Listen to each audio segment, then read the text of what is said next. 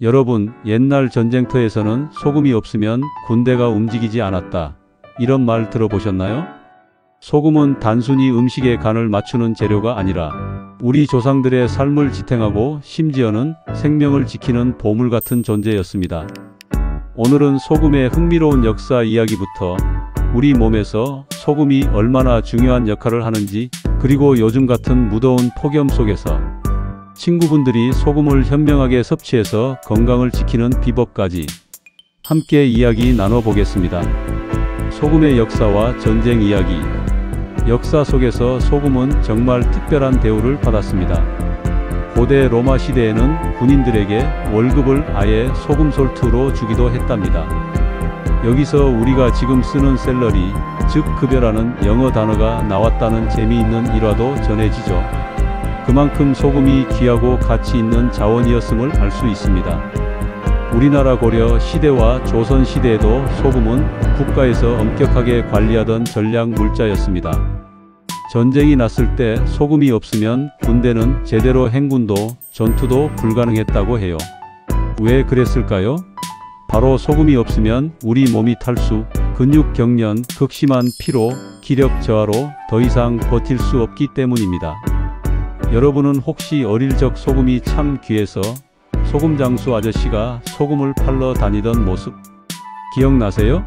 그때 소금 한 줌의 가치는 정말 대단했죠. 그만큼 소금은 우리 삶의 아주 중요한 생명줄과도 같았습니다. 소금이 우리 몸에서 하는 일. 그렇다면 이 소금, 정확히는 소금의 주요 성분인 나트륨이 우리 몸에서 어떤 마법 같은 일을 할까요? 몇 가지 중요한 역할을 알려드릴까? 체액 균형 유지. 우리 몸의 70%는 물로 이루어져 있죠? 이 물들이 제자리에 잘 유지되도록 돕는 것이 바로 소금, 즉 나트륨입니다. 나트륨이 물을 딱 잡아주는 역할을 해서 몸속 체액의 균형을 유지해 줍니다. 신경 전달. 우리가 손가락을 움직이고 심장이 뛰고 뇌가 생각하는 모든 활동에는 전기 신호가 필요합니다. 이 전기 신호를 전달하는데 나트륨과 칼륨이 아주 중요한 역할을 합니다. 몸속의 작은 전기 스위치 같다고 할 수 있죠. 혈압 조절. 적절한 양의 소금은 우리 몸의 혈압을 안정적으로 유지하는 데 도움을 줍니다. 물론 너무 과다하게 섭취하면 고혈압의 위험이 높아지지만, 그렇다고 아예 안 먹으면 저혈압이나 다른 문제가 생길 수도 있습니다. 피로 회복. 땀을 많이 흘리면 몸이 축 처지고 피곤해지죠? 이때 단순히 수분만 빠져나가는 게 아니라 염분도 함께 손실됩니다. 빠져나간 염분을 적절히 보충해줘야 피로가 줄어들고 기력을 되찾을 수 있습니다. 한마디로 소금은 우리 몸속의 만능 조절 스위치 같은 역할을 합니다. 너무 없으면 몸속에 불이 꺼지고 너무 많으면 회로가 타버리는 것처럼요. 적정량을 유지하는 것이 정말 중요합니다. 여름철 땀과 소금. 특히 요즘 같은 무더운 여름철에는 땀을 정말 많이 흘리시죠? 이때 우리가 간과하기 쉬운 사실이 하나 있습니다. 땀을 흘리면 수분만 빠져나가는 것이 아니라 우리 몸에 꼭 필요한 염분도 같이 손실된다는 것입니다. 그래서 단순히 시원한 물만 계속 마시게 되면 오히려 혈액 속 나트륨이 부족해지는 저나트륨증이 발생할 수 있습니다. 저나트륨증은 굉장히 위험한 상태인데요. 어지럼증, 두통, 근육 경련이 오고 심하면 의식을 잃을 수도 있습니다. 그래서 운동선수들이 격렬한 운동 후에 스포츠 음료나 묽은 식염수를 마시는 것을 보셨을 겁니다. 다 이유가 있는 거죠.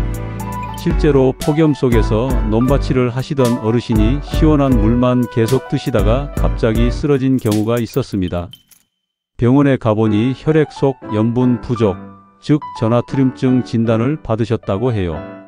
무더운 날에는 물만 마시는 것보다 적절한 소금을 함께 보충해 주는 것이 정말 중요하다는 교훈을 주는 사례입니다.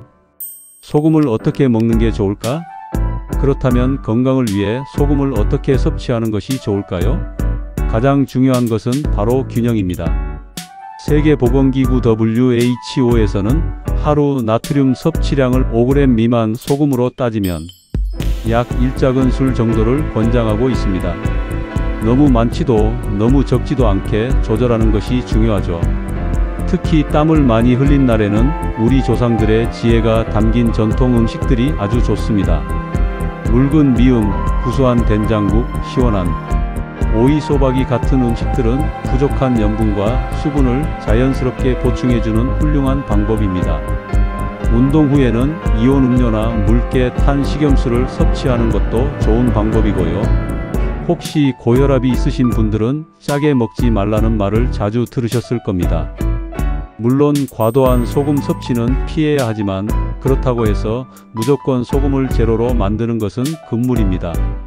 의사 선생님과 상의하여 적절한 양을 섭취하시는 것이 중요합니다.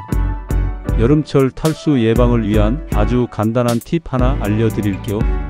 집에서 미지근한 물 한 컵에 소금 한 꼬집을 넣어 마시면 몸속 전해질 균형을 맞추고 탈수 예방에 큰 도움이 된답니다. 한번 해보시면 좋을 것 같아요. 시니어 건강관리 실천법. 마지막으로 친구분들을 위한 여름철 건강 수칙과 소금 활용 실천법을 다시 한번 정리해 드릴게요. 물을 조금씩 자주 마십니다. 한 번에 많이 마시는 것보다 조금씩 나눠서 꾸준히 마시는 것이 중요합니다.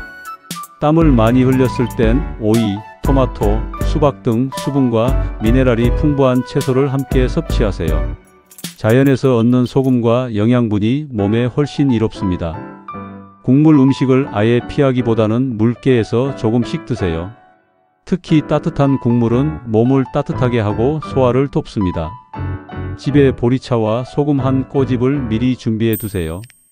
혹시 모를 응급 상황이나 기운 없을 때 유용하게 활용할 수 있습니다. 겨울철에도 소금은 필요합니다. 땀은 적게 흘려도 우리 몸의 체내 전해질 균형을 유지하는 데 소금은 사계절 내내 꼭 필요하답니다. 기억하세요. 소금은 무조건 피해야 할 적이 아니라 우리 몸에 없어서는 안 될 소중한 친구입니다. 단 지나치면 적이 되고 알맞게 잘 활용하면 평생 건강을 지켜주는 든든한 동반자가 되어줄 겁니다. 옛날 전쟁에서 소금이 없으면 패배했다는 말, 이제는 그 이유와 소금의 중요성을 충분히 이해하셨죠?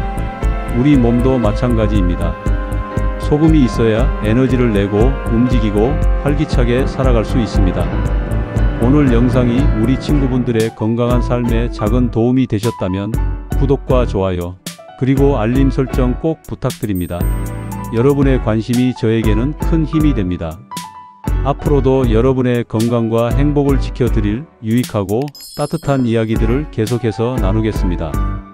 궁금한 점이나 보고 싶은 주제가 있다면 댓글로 언제든지 남겨주세요. 오늘도 건강하고 활기찬 하루 보내세요. 감사합니다.